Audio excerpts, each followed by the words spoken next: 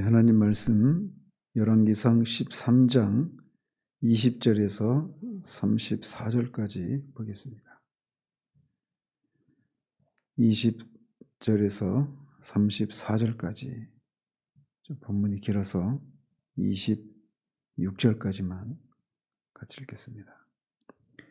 그들이 상 앞에 앉아 있을 때에 여호와의 말씀이 그 사람을 데려온 선지자에게 임하니 그가 유다에서부터 온 하나님의 사람을 향하여 외쳐 이르되 여호와의 말씀에 내가 여호와의 말씀을 어기며 내 하나님 여호와께서 내게 내리신 명령을 지키지 아니하고 돌아와서 여호와가 너더러 떡도 먹지 말고 물도 마시지 말라 하신 곳에서 떡을 먹고 물을 마셨으니 내 시체가 내 조상들의 묘실에 들어가지 못하리라 하셨느니라 하니라.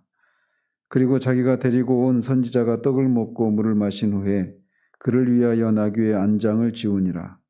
이에 그 사람이 가더니 사자가 길에서 그를 만나 물어 죽이매 그의 시체가 길에 버림받으니 나귀는 그 곁에 서 있고 사자도 그 시체 곁에 서 있더라. 지나가는 사람들이 길에 버린 시체와 그 시체 곁에 선 사자를 보고 그 늙은 선지자가 사는 성읍에 가서 말한지라. 그 사람을 길에서 데리고 돌아간 선지자가 듣고 말하되 이는 여호와의 말씀을 어긴 하나님의 사람이로다. 여호와께서 그에게 하신 말씀과 같이 여호와께서 그를 사자에게 넘기심에 사자가 그를 찢어 죽였도다 하고. 아멘.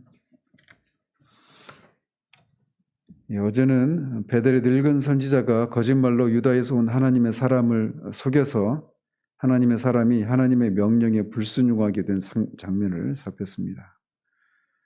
오늘은 그에 대한 하나님의 사람의 비참한 죽음과 베델의 늙은 선지자의 예언 및 여로보암에 계속되는 그런 일이 있음에도 불구하고 여전히 계속되는 여로보암의 악행과 그 심판의 결과를 기록하고 있습니다.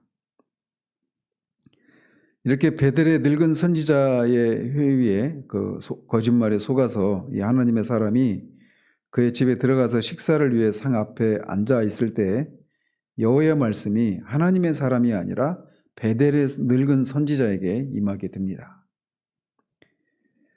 어제도 살폈던 것처럼 이 베델의 선지자는 결코 참 선지자라고 할 수 없는 그런 인물입니다. 그런데도 그런 인물에게 하나님의 말씀이 임합니다. 그래서 심판을 예언을 하는데 이 사실은 어떤 사람이 예언을 한다고 해서 그 사람이 하나님과의 관계가 바르다 이렇게 말할 수 없다라고 하는 것을 보여줍니다. 하나님은 나귀의 입을 열어서라도 말씀하시는 하나님이십니다. 즉 자신이 어떤 성령의 은사가 자신에게 있다고 해서 그 사람이 정말 구원받은 사람이라고 말할 수가 없다라고 하는 것을 여기서도 보여주는 거예요. 그래서 구약에도 나귀의 입을 통해서라도 그렇게 말씀하셨고 발람 선지자를 통해서도 하나님이 예언을 하게 하시죠.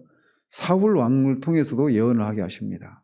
그리고 신약에 와서도 가야바라고 하는 그 예수님 당시에 그 대제사장이었던 가야바라고 하는 사람을 통해서도 한 사람이 죽어서 모든 민족을 위기에서 건져주는 것이 하나님의 뜻이 아니겠느냐 이렇게 자신도 무슨 말을 하는지도 모른 채 하나님이 예수 그리스도를 통해서 하신 일들을 그렇게 그의 입을 통해 예언을 하게 하십니다. 마태복음 7장에서도 주님의 이름으로 권능을 받고 병을 고치고 선지자 노릇했지만 그 사람을 주님은 모른다라고 하십니다.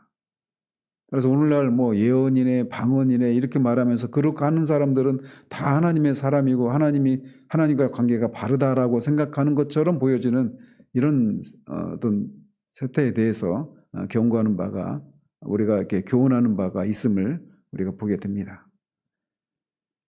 어쨌든 하나님의 말씀은 어떤 그 것에도 매이지 않고 그 말씀 자체의 권위 때문에 그 말씀이 이루어지는 것이다 라고 하는 것을 보여줍니다. 그러니까 말씀에 저 같은 사람들에게도 굉장히 경고하는 바가 크죠. 하나님의 말씀을 전하면 그 하나님의 말씀을 전하는 사람이 다 옳으냐 하나님과의 관계가 옳으냐 그렇지 않을 수 있다는 거죠. 그렇기 때문에 야고보 사도가 선생되기를 힘쓰지 말라고 경고하는 것도 우리에게 두려운 일이죠. 어쨌든 늙은 선지자는 그렇게 예언을 하는데 하나님의 사람을 향해서 예언하기를 그가 여호와의 말씀을 어기고 여호와의 명령을 지키지 않았다라고 외칩니다. 하나님의 사람은 그가 여로보암에게 하나님의 사람이 그렇게 얘기했던 것을 이제 늙은 선지자를 통해 자신 있게 되돌려 받고 있는 그런 모습을 보여주고 있는 겁니다. 이것을 통해서 알 수 있는 것은 하나님의 일을 하는 사람일지라 하더라도 한시도 방심을 해서는 안 된다라고 하는 것을 교훈해주고 있는 겁니다. 그런데 이렇게 이 하나님의 사람을 향해서 하나님이 이제 이 심판을 예언하는 이런 장면을 통해서 우리가 한 가지 어떤 의문을 품게 됩니다. 즉 하나님께서 하나님의 일꾼을 버리셨는가라고 하는 그런 의문 말이죠. 그런데 이제 뒤에 보겠지만 이 하나님의 말씀, 하나님의 하나님의 사람의 이 죽음은 심판과 그의 죽음은 결국은 그의 죽음을 통해서 이스라엘 백성들에게 경고하고 회개를 촉구하기 위한 그런 어떤 죽음이었다라고 우리가 볼 수가 있습니다. 뒤에서 좀 더 말씀을 드리도록 합니다.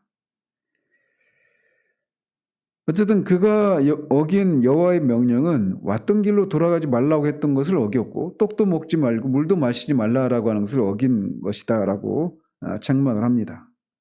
따라서 그에 대해서 하나님은 심판을 선언하셨는데 그것은 하나님의 시체가 그의 조상들의 묘실에 들어가지 못할 것이다 라는 것이었습니다.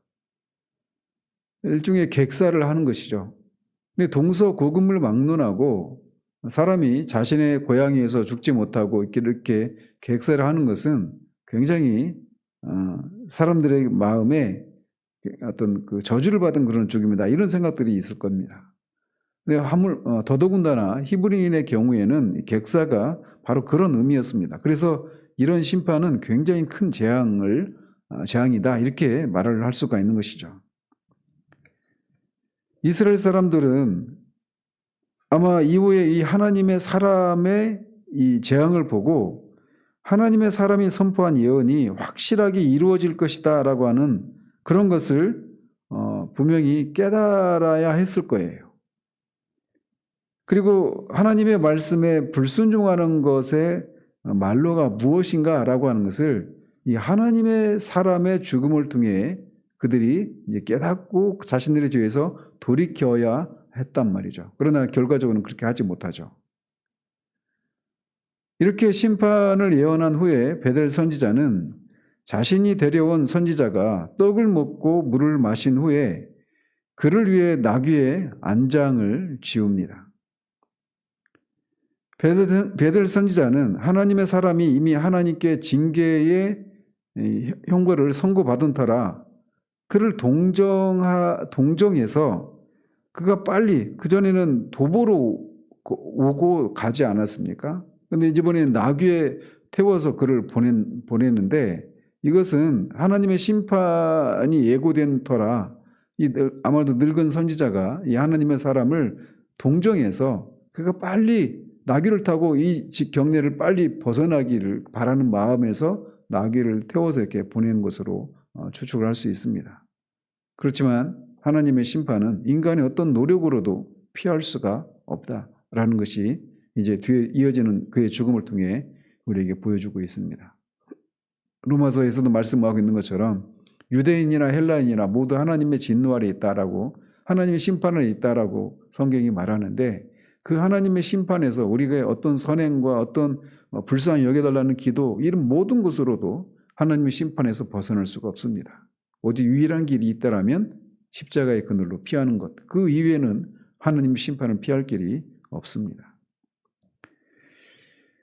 또 이 유다에서 온 하나님의 사람이 말씀드린 것처럼 지금까지는 계속 걸어서 이렇게 오고 갔단 말이죠. 그런데 지금은 베델의 늙은 선지자가 제공해준 나귀를 타고 이제 돌아간 모습을 보여줍니다. 그는 방금 전에도 여로보암이 자신의 집에 들어가서 떡을 먹고 물을 마시자 이렇게 얘기했을 때 왕의 집에 절반을 준다 하더라도 나는 여호와의 명령을 어기지 않겠다 이렇게 당당하게 외쳤던 이 선지자의 모습과 여기서는 나귀를 주니까 또 그걸 타고 가는 이런 모습 나귀가 그 당시에는 굉장히 오늘날의 자동차보다도 더 값어치가 있는 그런 동물이었단 말이죠. 그런데 그거를 그냥 이렇게 받는 이런 모습을 봐서 이 하나님의 사람이 어떤 재물을 싫어하고 본성적으로 이렇게 순수한 그런 사람은 아니었을 것이다. 이런 생각을 가지게 됩니다. 근데 주목할 것은 이 하나님의 사람이 이렇게 베델 선지자로부터 심판에 대한 예언을 듣고서도 계속해서 떡을 먹고 물을 마셨다라는 사실입니다. 즉, 이 하나님의 사람은 자신을 속여서 이렇게 하나님의 심판에 대한 예언을 듣게 되는 이 상황을 놓고 자신을 속인 늙은 선지자를 향해서 막 책망하고 원망하거나 이러지도 않고, 또 그런 심판에 대한 예언을 들었을 때 우리가 일반적으로는 그 두려움 가운데서 하나님 앞에 곧장 엎드려서 뭐 음식을 먹는 건 고사하고 하나님 앞에 정말 옷을 찢고 하나님 앞에 회개하며 하나님의 심판을 거둬주실 것을 이렇게 구하는 그런 모습을 보여야 되는 것이 정상적인 모습 아니겠습니까? 그런데 그는 그렇지 않습니다. 계속해서 떡을 먹고 물을 마시고 그렇게 식사를 다 마치는 그런 모습을 봅니다. 여기서 아마도 그가 뭐 부정적인 측면에서 보자면 하나님의 심판이 이제 뭐 피할 수 없는 것이 되었구나 하면서 이 체념을 하는 그런 마음으로 그렇게 계속 식사를 했다, 이렇게도 볼 수도 있고, 아니면 하나님의 예언의 성격을 그가 이해하지 못했기 때문이다, 이렇게도 볼 수가 있습니다. 즉, 하나님이 심판을 예언하실 때는 그것을 듣고 죄악에서 돌이키고 회개할 것을 촉구하기 위해서 심판을 예언한단 말이에요. 그래서 선지서를 보면 항상 심판을 촉구할 때는, 그 심판에 대해서 경고할 때는 그 심판의 메시지를 듣고 회개할 것을, 그게 궁극적 목적은 거기에 있단 말이죠. 그런데 이 선지자가 그렇게 하지 못하고 그냥 체념하고 떡과 물을 먹고 마시면서 결국은 그 길을 나서고 맙니다. 하나님의 사람이었지만 이 불순종의 죄에 대해서 하나님은 결코 가볍게 그냥 퉁치고 없는 것처럼 그렇게 퉁치고 그러지 않으신다라고 하는 것을 여기서도 보여줍니다. 십자가가 바로 그것을 보여주지 않습니까? 하나님은 공의로우신 분이시기 때문에 반드시 죄에 대한 책임을 물으시고 하나님의 심판을, 진노를 행하신단 말이죠.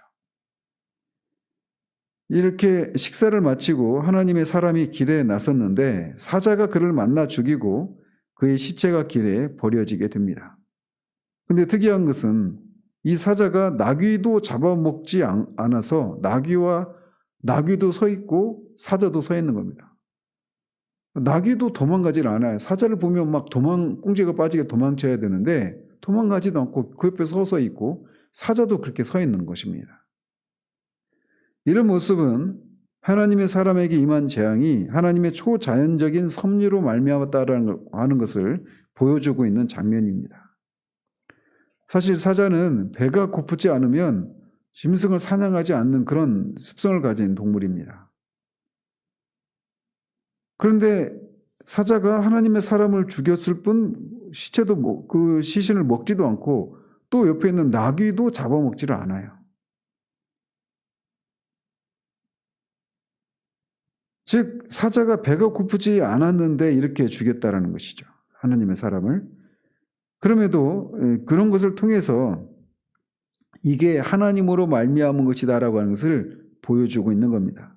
그렇기 때문에 26절에서 늙은 선지자는 이 일이 하나님으로 말미암은 일로 알고 그것을 증거하는 겁니다. 자, 그런데 여기서 우리가 또 한 가지 의문이, 이렇게 거짓말로 하나님의 사람을 속여서 실족하게 한 늙은 선지자에게는 아무런 해가 없고 하나님의 일을 충실하게 행하다가 단지 조그만 실수를 범한 하나님의 사람은 이렇게 사자에게 물려서 죽고 객사하게 되는 이런 비극이 일어났다라고 하는 사실입니다. 만약에 이런 식으로 하나님이 역사를 주관하시고 통치하신다라면 굉장히 아이러니한 모순적인 그런 모습으로 우리가 생각될 수가 있어요.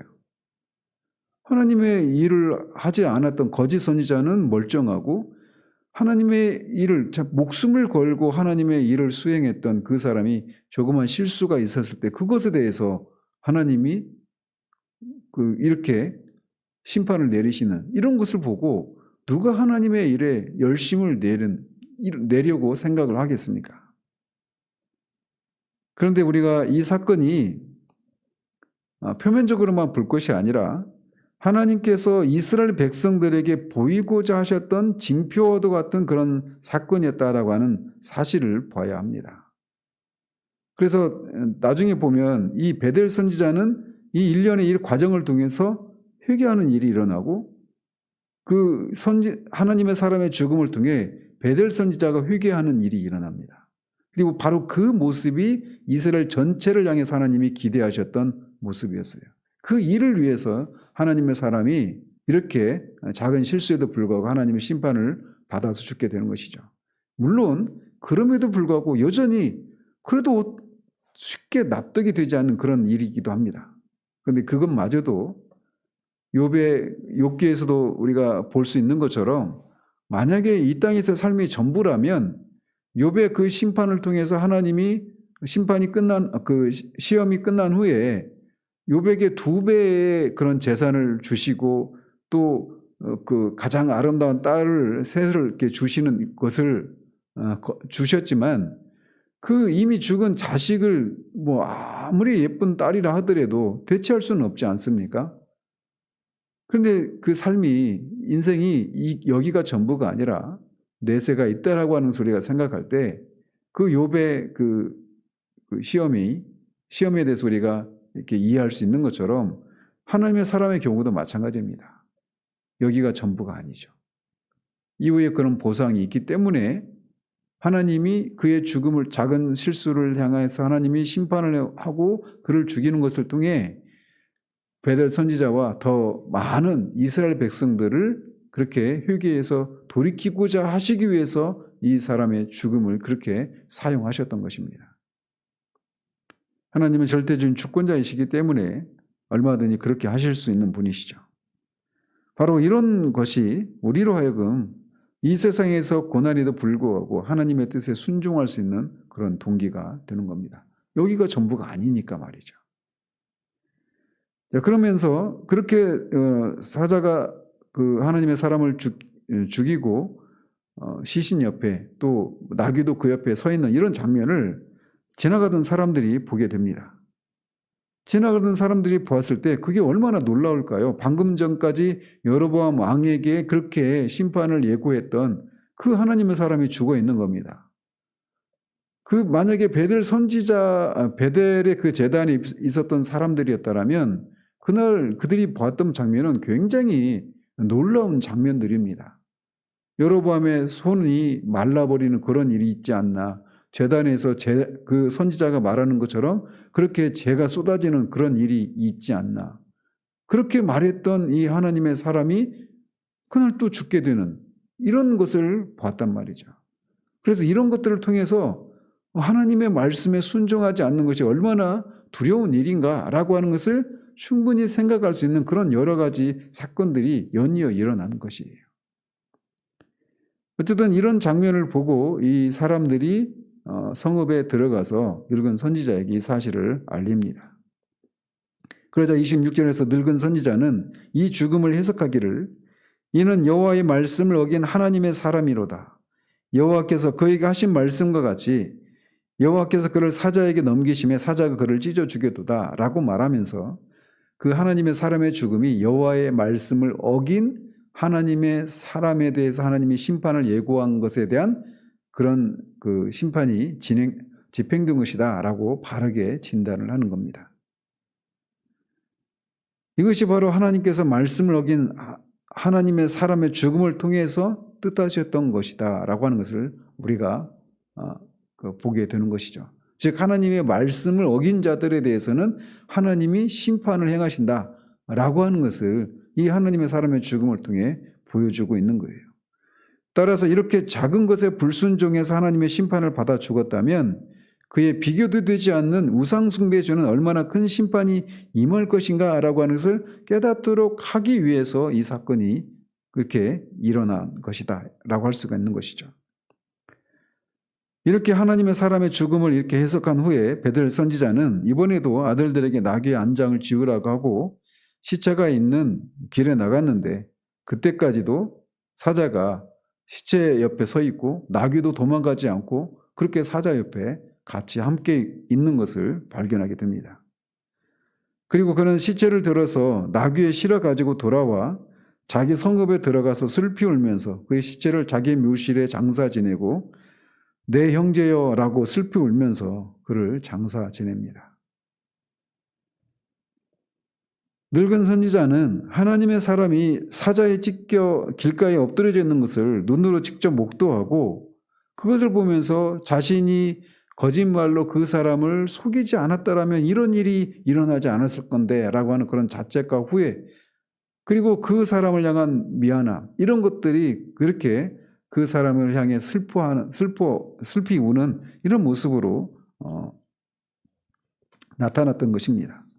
그래서 그는 노구의 모임임에도 불구하고 손수 하나님의 시신을 거두어서 장사를 지낸 것입니다. 그리고 그가 그 하나님의 사람의 시신을 자기 묘실에 장사 지낸 것은 죽은 하나님의 사람에 대한 존경과 동정의 의미가 담겨 있다라고도 볼 수가 있습니다. 그리고 그가 이렇게 한 것을 보면 그는 이 사건 전체의 의미를 깊이 깨달았을 거예요. 그리고 자신의 잘못도 회개했던 것으로 보여집니다. 이렇게 말할 수 있는 것은 32절에서 그가 하고 있는 말 때문에 그렇습니다. 그래서 하나님의 사람의 이 시신을 장사 지낸 후에 베델의 선지자는 그의 아들들에게 말하기를 자신이 죽거든 자신의 뼈를 이 하나님의 사람의 묘실에 같이 장사 지내달라 이렇게 요청을 합니다. 이 늙은 선지자 이런 요구는 아마도 이 일이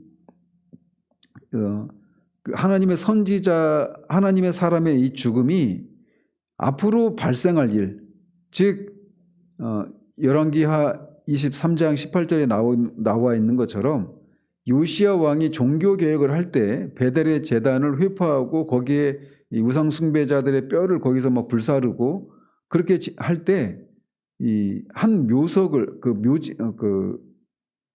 묘실을 발견합니다. 그리고 묻는데 이 얘기를 해요. 유다에서 올라온 선지자의 뼈다. 그러니까 그 묘실은 회포하지 말라. 그러면서 그 사마리아에서 온 선지자 얘기하는데 이제 사마리아에서 온 선지자는 바로 이 북이스라엘의 늙은 선지자를 가리킵니다. 즉 요시야 왕이 종교 개혁을 단행할 때 이 유다에서 올라온 이 하나님의 사람의 뼈는 회포하지 않아요. 우상 숭배자들의 뼈와 달리. 근데 그때 이 선지자도 그 뼈와 함께 있어서 이 늙은 선지자의 뼈도 훼손되지가 않습니다. 그러니까 그런 일이 일어날 것을 미리 예견한 거예요. 그래서 하나님의 사람이 여로보암을 향해서 예언했던 것처럼 요시야라고 하는 다윗의 집에서 요시야라고 하는 이름을 가진 사람이 나타나서 이 제단을 회포하고 사람들의 뼈를 거기서 불사를 것이다. 이렇게 예언했는데 그 일이 반드시 일어날 것이라고 하는 것을 이 늙은 선지자가 확신을 하게 된 겁니다. 이 하나님의 사람이 작은 실수를 했음에도 불구하고 하나님의 명령을 어긴 것에 대해서 자신을 통해 심판이 예언되었는데 그게 진짜 이루어지는 것을 보면서 이 하나님의 사람의 입을 통해서 예언했던 내용도 반드시 이루어질 것이다. 이렇게 인식을 하게 되었던 거죠. 그래서 이런 요청을 하는 겁니다. 그리고 바로 이런 모습이 하나님이 이 하나님의 사람을 통해서 하나님의 사람의 죽음을 통해서 의도하셨던 뜻이다. 라는 것이죠. 그러면 그렇게 말할 수 있는 것이 32절의 그 말씀을 통해서 알 수 있는 거예요. 그래서 그는 32절에서 늙은 선지자는 죽은 하나님의 사람이 베델의 제단과 사마리아 성읍들에 있는 모든 산당을 향해 외쳐 말한 것들이 반드시 이룰 것이기 때문에 자신의 뼈를 하나님의 사람과 함께 묻어달라고 요청했음을 밝히고 있습니다. 그래서 이런 이 하나님의 사람의 죽음을 통해서 우리는 하나님이 역사하시는 그런 하나님의 놀라운 손길을 보여주고 있는 겁니다. 즉 하나님께서는 하나님의 사람이 그의 죄로 죽게 되었을지라도 그것을 통해서 이미 예언된 하나님의 말씀을 더욱 확실하게 증명하시고 그 말씀이 훼손되지 않게 하셨을 뿐만 아니라 오히려 더욱 강력한 증거들을 통해서 이스라엘 전역에 그 하나님의 말씀을 어긴 자들에 대한 심판에 대해서 그렇게 더 분명하게 입증을 하고 계신 것입니다. 이것을 의도하시고 이 하나님의 사람을 하나님이 심판하시고 죽게 하셨음에도 불구하고 33절과 34절은 이 일이 있었음에도 불구하고 여로보암이 그의 악한 길에서 떠나지 않고 누구든지 자원하면 다시 일반 백성을 베델의 산당의 제사장으로 삼았고 그 일이 여로보암의 죄가 되어서 그의 집이 땅 위에서 끊어져 멸망하게 되었다라고 전하고 있습니다. 여로보암도 이 일련의 사건을 분명히 봤고 당사자란 말이죠.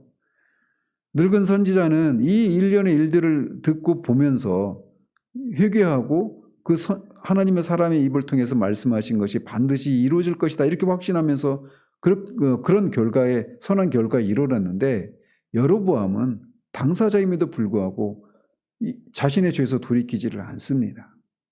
그것은 하나님의 심판보다도 보이지 않는 하나님의 심판보다도 지금 당장 눈앞에 보이는 자신의 권력욕 때문에 이렇게 그 죄악에서 돌이키지 않고 이것이 나중에 이스라엘 전체의 우상숭배의 죄로 빠지게 되는 단초를 제공하는 그런 사람이 되고 맙니다. 어쨌든 오늘 본문은 하나님은 이렇게 이 하나님의 사람의 이 이런 연약한 실수까지도 하나님의 뜻을 드러내는 방편으로 사용하신다라고 하는 것을 보여주고 있습니다.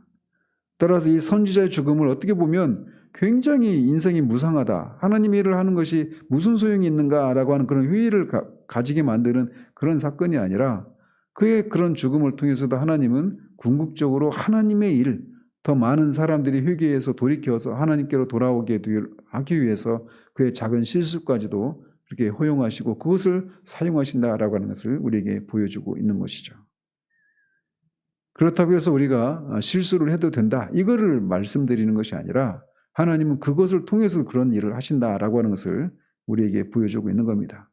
그리고 이 하나님의 사람의 죽음이 그냥 거기서 그럼에도 불구하고 우리가 여전히 어떤 그런 시원치 않은 그런 마음이 있을 수 있는데 그의 죽음이 끝이 아니라 이후에 이 현세에서는 그렇게 허무하게 죽는 모습으로 끝난 것 같지만 사실 그 이후에 그런 내세가 있기 때문에 내세에서 하나님의 사람에 대한 하나님의 그런 보상이 있겠죠. 그런 면에서 우리 그리스도인의 이 참 성공과 행복은 이 땅에서 얻어올릴 수 있는 것이 아니다라고 하는 것을 우리에게 보여주고 있는 겁니다. 그걸 가장 잘 드러내신 분이 있다면 바로 우리 주 예수 그리스도가 아니겠습니까? 이 땅에서는 십자가에서 죽은 것으로 끝나고 말았지만 그것이 전부가 아니죠. 모든 이름 위에 뛰어난 이름을 얻으시고 하나님 나라의 왕으로 등극하시는 그런 일이 있었던 것처럼 우리도 그것을 보면서 오늘 또 우리에게 주어져 있는 그런 사명을 감당하는 저와 여러분이 되시길 바랍니다. 기도하겠습니다. 하나님 아버지, 이 하나님의 사람이 하나님의 명령을 어기고 표면상 허무하게 죽게 되는 이 장면이 그저 허무한 죽음이 아니라 그의 죽음을 통해서 베델 선지자가 나타난 그런 변화를 하나님이 꾀하셔서 뜻하셔서 그런 일이 일어났음을 우리가 이 아침에 살핍니다. 그의 죽음을 통해서 베델 선지자가 결국은 자신의 죄를 회개하고 그 하나님의 사람의 입을 통해 선포된 예언의 말씀이 반드시 성취될 것을 그렇게 확신했던 것처럼 하나님이 그의 죽음을 통해 여로보암이 이스라엘이 그런 죄악에서 돌이킬 것을 뜻하셨지만 베델 선지자에게는 그런 일이 일어났고 당사자인 여로보암에게는 그런 일이 일어나지 않은 것을 이 아침에 보게 됩니다. 오늘 또 우리에게 주어져 있는 이 사건을 통해서 우리에게 주어진 그런 사명을 우리가 충실히 감당해 나가면서 하나님의 말씀을 우리가 가볍게 여기지 않고 그렇게 하나님의 말씀에 순종해 나가는 그런 한 날 될 수 있도록 도우시기를 원합니다. 예수 그리스도 이름으로 기도합니다. 아멘.